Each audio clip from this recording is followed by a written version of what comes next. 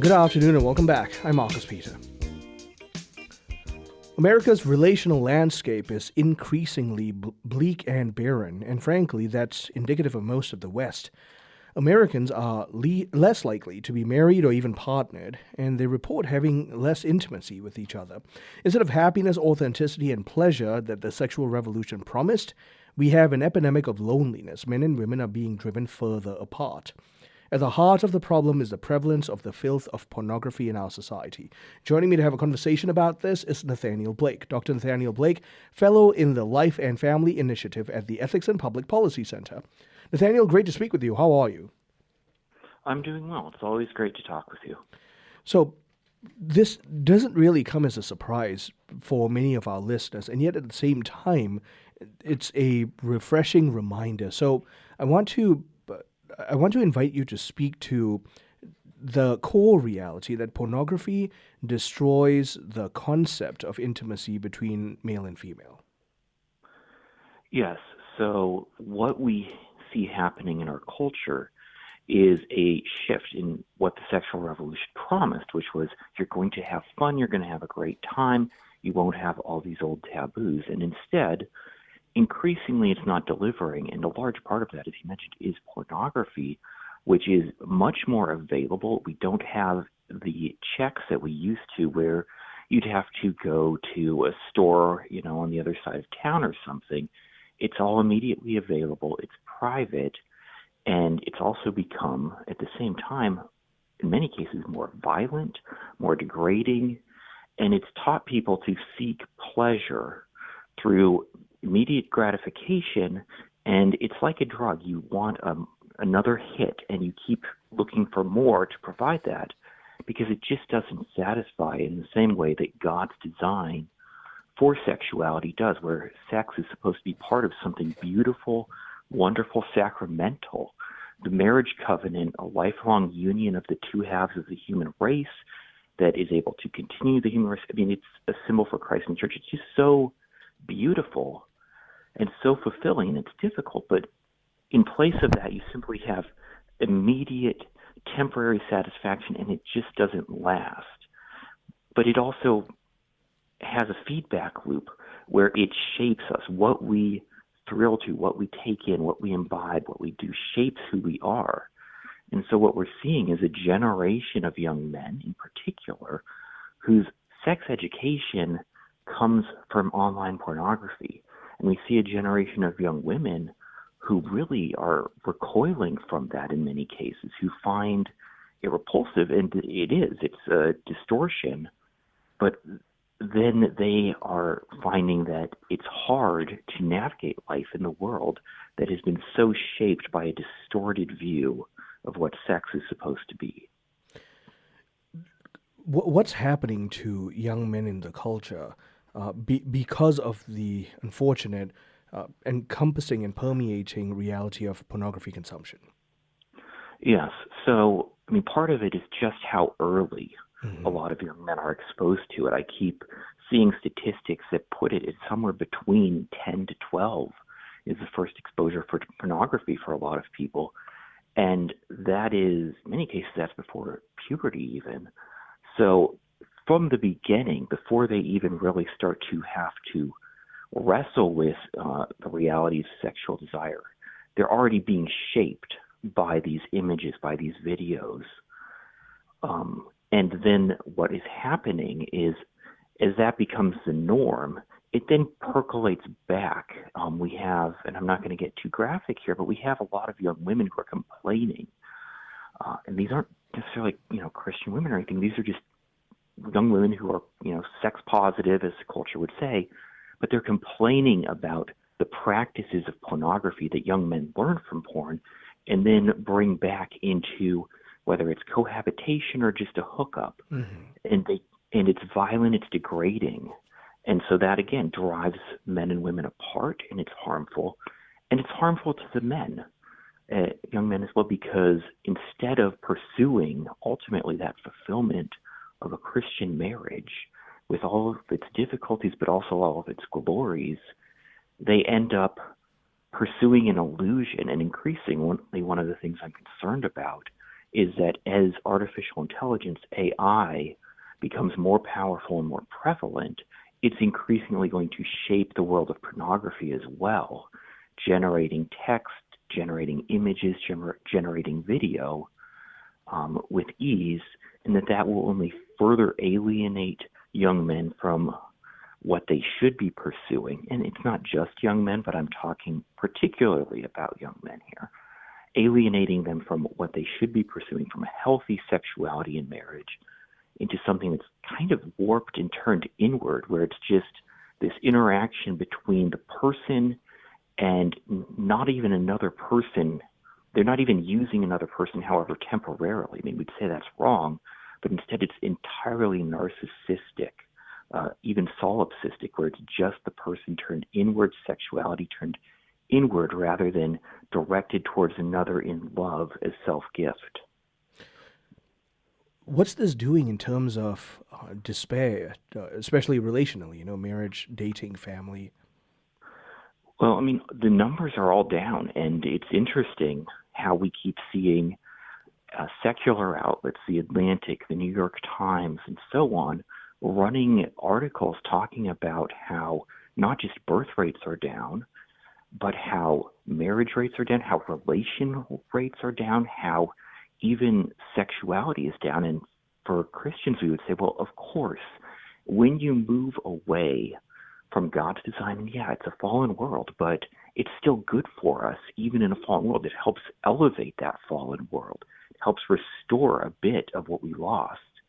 When you move away from that, people are going to be repulsed because it becomes selfishness, it becomes exploitative.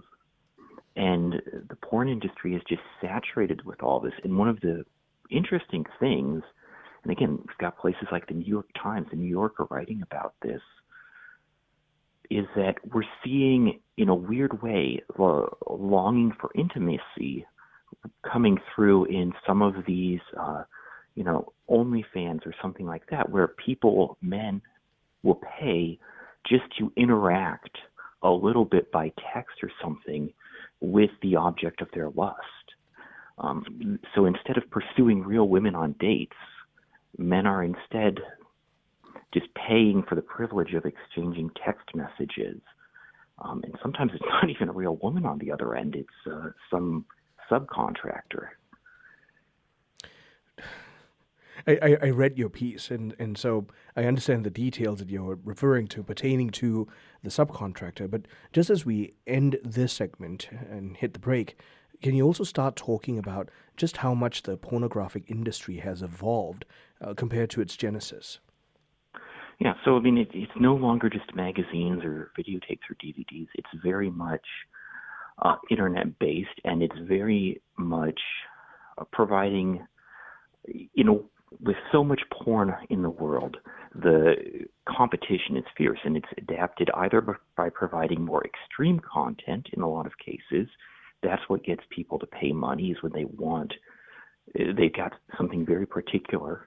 Or the other thing is by offering that fake intimacy, and sometimes in a weird way you'll have both. But there's that exchanging messages with the webcam model that somebody is watching or looking at, and that's become a very large part of the business model, is subscription-based, and a lot of that is an illusion.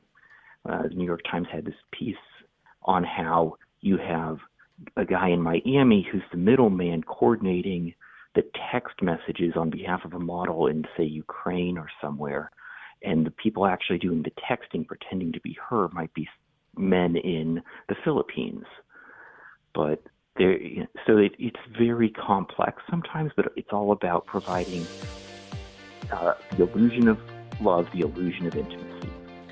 My guest is Dr. Nathanael Blake, fellow in the Life and Family Initiative at the Ethics and Public Policy Center. He and I are talking about the porn sickness of modern man and what that's doing to relationships, to dating, to marriage, and to family. Continuing on the other side. Stay tuned. I'm Marcus Peter.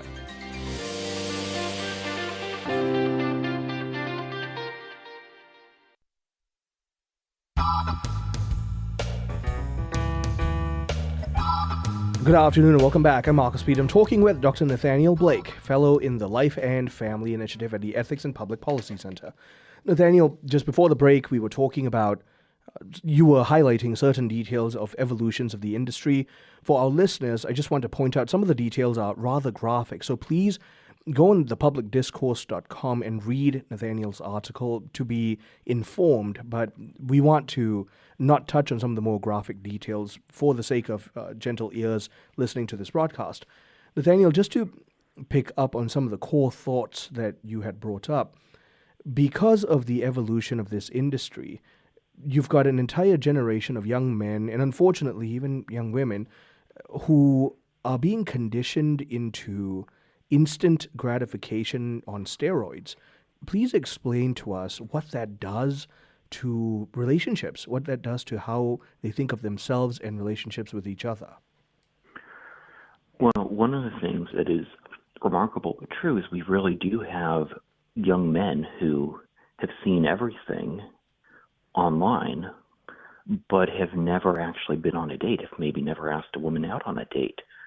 And so there's this odd dichotomy that's developed where in the fantasy realm, in the realm of the internet, they're debauched, they're depraved, or at least they've seen all of that.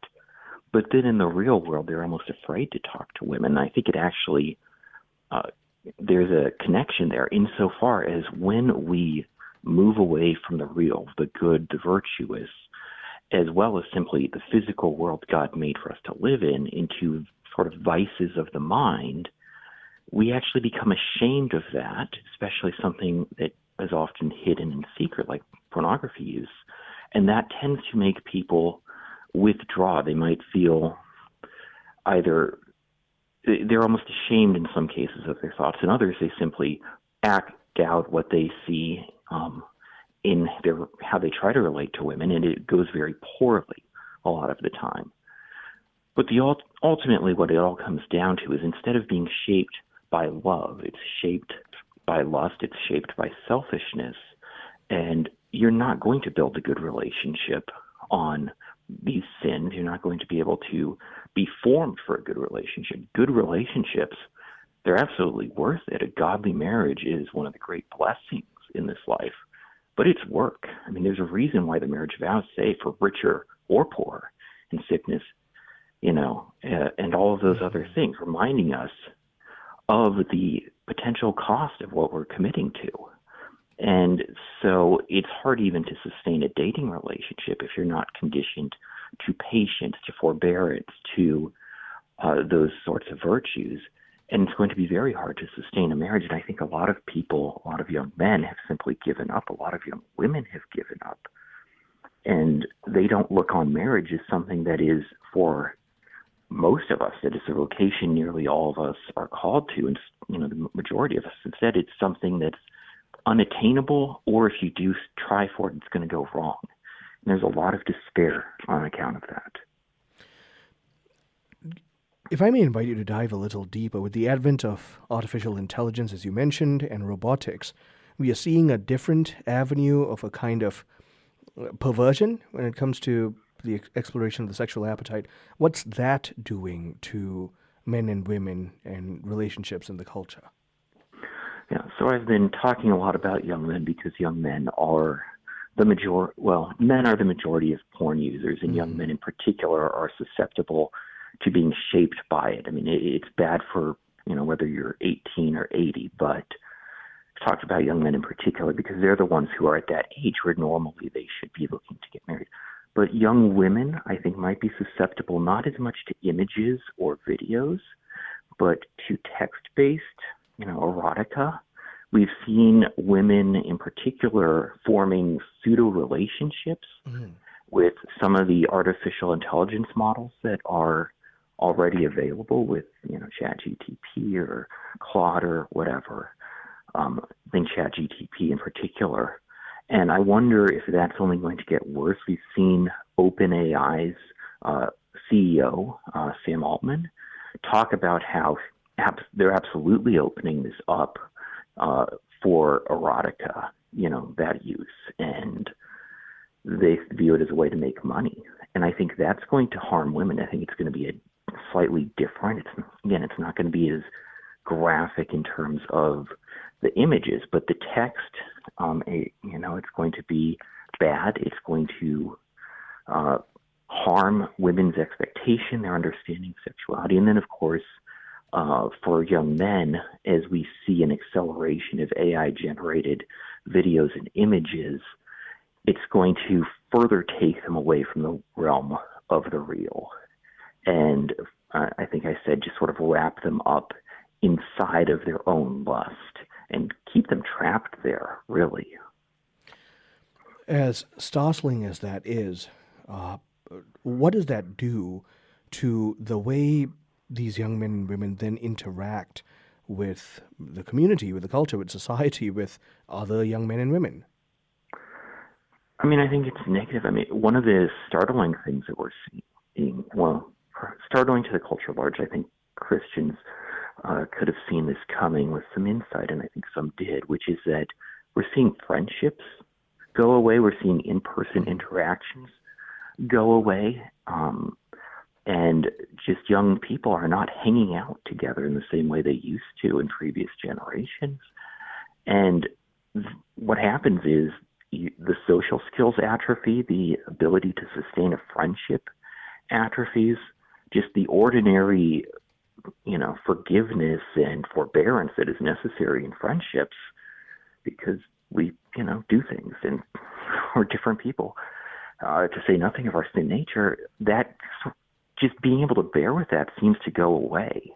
And also the ability to just start those relationships. So it's not just about the sexual, though that's part of it, but as we move away from the real, all of that frays, and then it just continues. More people are older, they're unattached.